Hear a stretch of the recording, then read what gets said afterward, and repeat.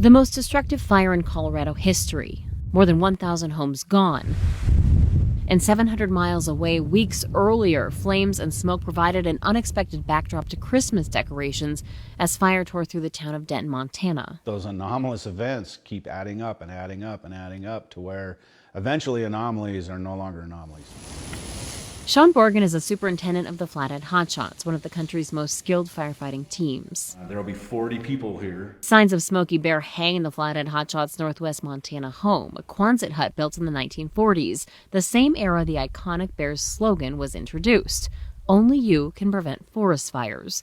But the Colorado and Montana fires are recent examples of why that message and the firefight aren't as simple as they used to be. Fires that we go on with a far higher consistency than I have experienced in 30 years are burning with stronger volatility than I ever remember. So we got to adjust, and we are adjusting. That adjustment includes this new wildfire crisis strategy put out by the U.S. Forest Service. It addresses everything from outdated forest management policies of total fire suppression to climate change and expanded development into forested areas known as the wildland-urban interface.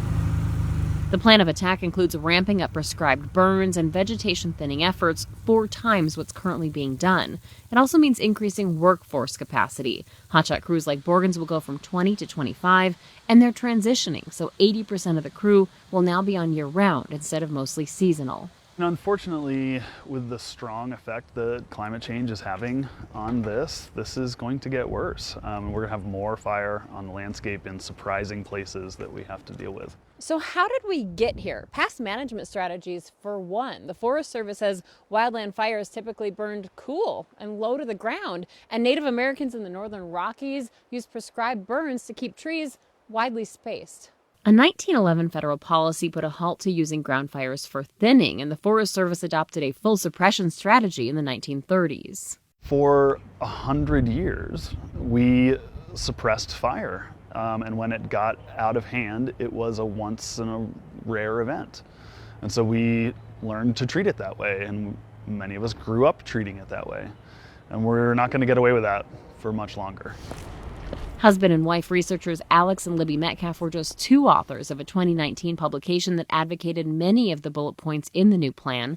It also called for a shift in how we think about all fire. It's making your community aware of what's happening. It's not just, oh, wildfire's coming, but how do we prepare for it? Climate change amplifies the fuel problem with warmer, drier conditions and increased winds. It's changed the actual firefight, with crews now focusing on protecting valuable assets in many cases. Some of them are so radical that you just cannot, you could not line up enough bodies to stop a fire. You can't, because even if you manage to stop the fire maybe on the ground in its tracks, they still spot a half a mile, a mile. There's also agreement it will get worse before it gets better. And everywhere burns. If you're in the forest, sooner or later it will burn. Now, will it be your life? I don't know. But everywhere will burn. The Metcalfs say part of the solution includes community plans for how to deal not only with fires, but smoke, and creating safety zones. There really is a term in our field called wicked problems that are not just hard, they're not just kind of changing a little bit. They live at the intersection of people's values. I think people value different things. There are no right answers. And there are really no solutions. We have to learn to live with this. Maritza Giorgio, Newsy, Missoula, Montana.